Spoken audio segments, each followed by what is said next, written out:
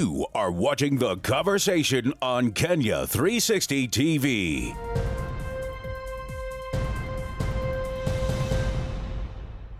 Hello and welcome to this conversation tonight. I am your presenter, Ronnie Manene, and it has been a great year. Indeed, it is a privilege to have you on what will be our very last interview of the year ending 2014. It has been an honor to have you with us on our previous editions, and we hope that it has been a great year.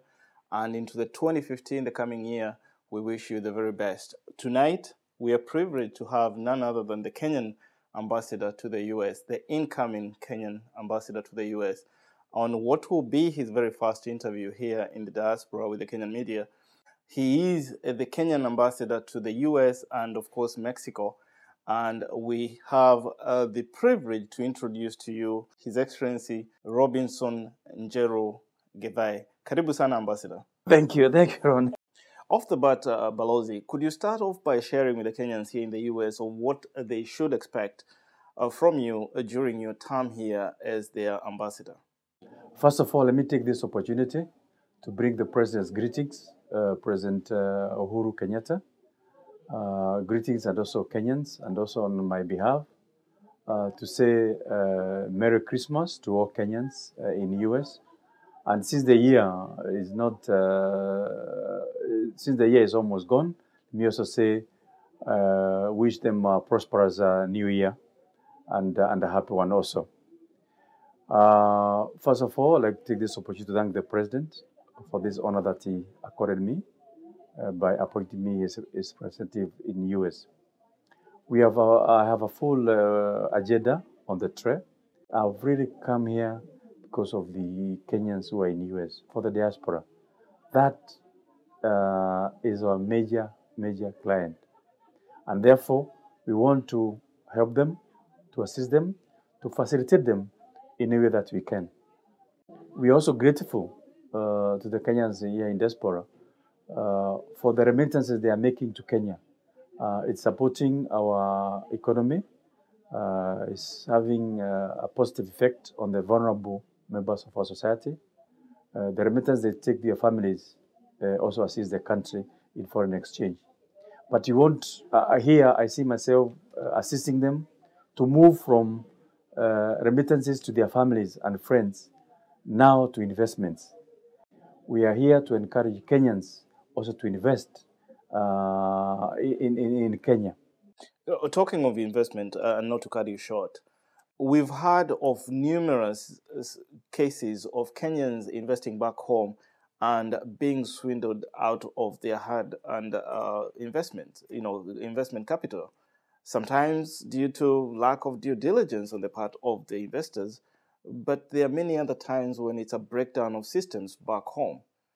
And of course, we've also seen an influx of companies that are targeting the diaspora market. And of course, they come over here with bells and whistles of all these products and services that are earmarked for the Kenyan diaspora. What would you say the government is putting in place or has put in place to ensure that those kind of scenarios are either eliminated or reduced? Some of those companies that come and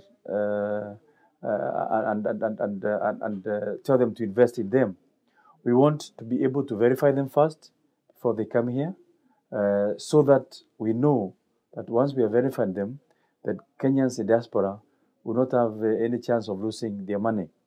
And we want to come up with bankable projects which they can make investments in. For example, we have boards which they can use. We have infrastructure boards, which again they can invest in. They can also invest in the Nairobi Stock Exchange. It was one of the best performing stock exchanges in the country. So we are here to look for investment opportunities.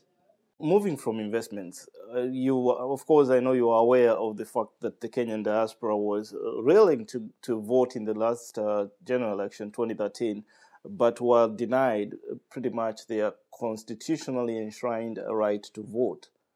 And the excuse that was given at that point was there were no records of Kenyans living abroad, and the initial ruling had been that Kenyans would vote at the embassies.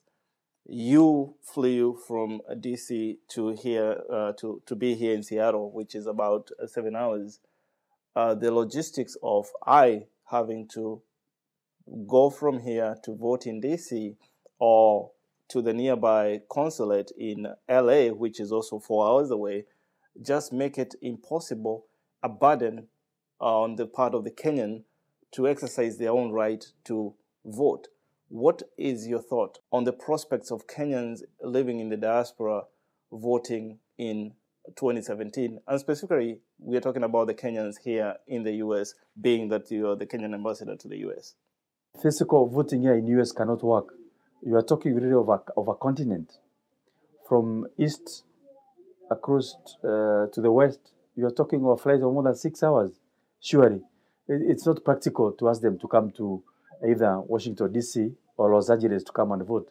Here, it has to be postal voting.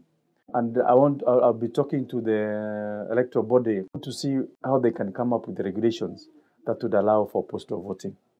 Let's come down to where the rubber meets the road. As far as service delivery is concerned, over the years, there have been complaints as well as compliments on the kind of services that are provided by the embassy. As far as the complaints are concerned, what do you plan to do during your term to ensure that Kenyans are provided nothing but the best services by the Kenyan Embassy? I'm telling Kenyans in the diaspora, and particularly those in the US, that it's no longer business as usual at the embassy. We are there to serve them, to help them, to assist them. We are not going to accept, as an ambassador, I'm not going to accept shoddy services. When somebody calls the embassy, it should be able to get through to me. It should be able to be assisted. And if we cannot assist them on the spot, we should be able to call back. That I've told the staff, and that I'm going to insist on. I think to me that's the minimum service that we can give to the diaspora. At the same time, I've also started the process of digitalizing and computerizing some of our services. You really don't have to come to Washington D.C. for some of the basic services. Correct. We want them to be able to get them online. So again, we are going to roll that out, that program. Now, besides service to the Kenyans living here in the U.S., your plate is full with other matters that have to do with the Kenya-U.S. relation. What is planned, or rather, what is at the very top of your plate when it comes to the Kenya-U.S. bilateral links? My first agenda is to make sure that is to get direct landing rights to Kenya Airways, so they can be able to land here directly, fly here directly to US.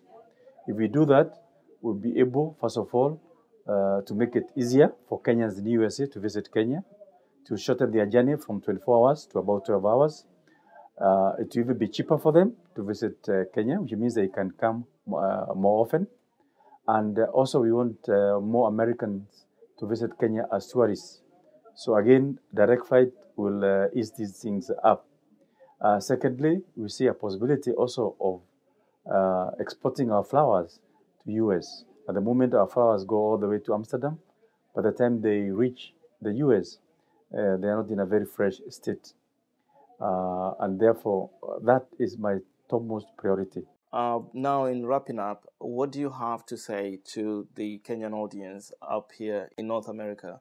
Let me take this opportunity to wish all Kenyans in the US a happy and prosperous new year, and tell them that here at the embassy, I'm here to work for you, I'm here to help you, I'm here to assist you, I'm here to facilitate whatever business you have, whatever you are doing here in the US, and to tell you that I want us to partner, I want us to engage each other.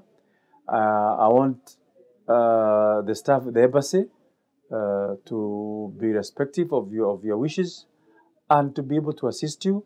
I want you people you Kenyans, the diaspora, to feel that the embassy is your friend, the embassy is your facilitator, that the embassy is here for you, not the embassy, not you for the embassy. The embassy is here for you. And also, let me take this opportunity to thank KENYA360 for the good work they are doing, disseminating this information. For that, I'm grateful truly to KENYA360. And me, again, wish you happy and prosperous New Year. Thank you so much. Balozi, for even finding the time to be with us here at Kenya360 on what is actually your holiday break from the busy schedule that awaits you back in Washington, D.C. Thank you, Ron.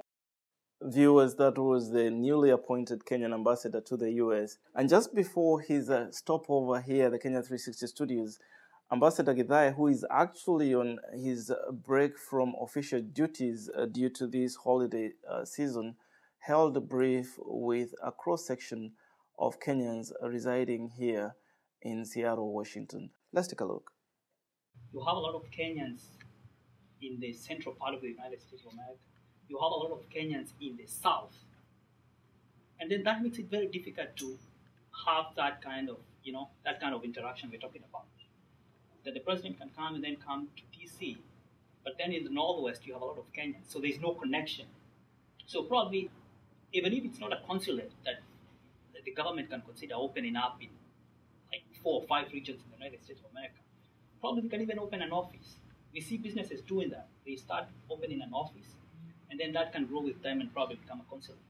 And I think we are lucky, those of us who are in the western side, because whenever even the president, he came recently, unfortunately we seem to have been forgotten. And I would like that kind of interaction, I think, to be during your tenure. Maybe this can be improved so that we feel part of Kenya, Kenyans are Kenyans wherever they are in America. Thank you so much. This country is unique, and this is a point I've been making to Nairobi, that really you are talking of almost 52 countries. Yeah, you are talking of almost 52 countries in the US, and therefore we need more offices here. We need more consulates, and I'm glad that proposal of mine has been approved, that we try to open up more consulates, and even where, in my view, where finance did not allow, in the diplomatic circles, we have what we call honorary consuls, what you are calling offices, they are actually called the honorary consuls. So you can appoint somebody who has, say, already an office with all the necessary office facilities, can be appointed as Kenya's honorary consul. And with that instrument, you are able to transact all the other, all consular services, IDs, passports, all that. So that proposal has been approved. Is now, we're just waiting to see what funding we can get. The other thing I would like to comment is about the new generation cars.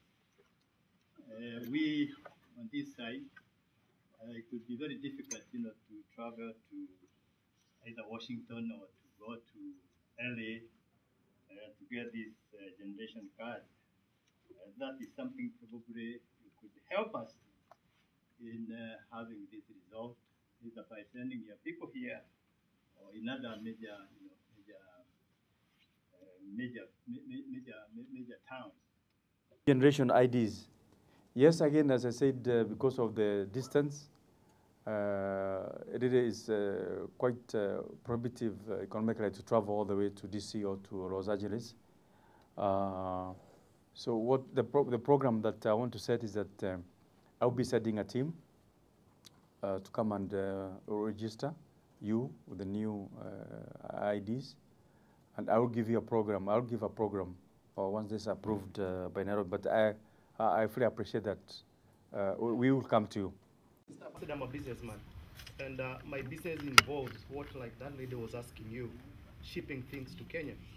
And one of the things is that when you talk about returning resident, and when you want to help, you talk about big containers. But now we have those few people who have 3-4 boxes that they want to sell. But when you go to Kenya, it doesn't, at the port, they don't allow you to pay less for them because it doesn't involve one returning resident. So what can you work with the port and the KRA, not only for the big container for the returning resident, but to give them a discount so that I'm able to charge them something they can afford. And then on the cars too, if I return to Kenya three times a year, I'm not a returning resident, but I own a car, and I would like to buy a car in Kenya.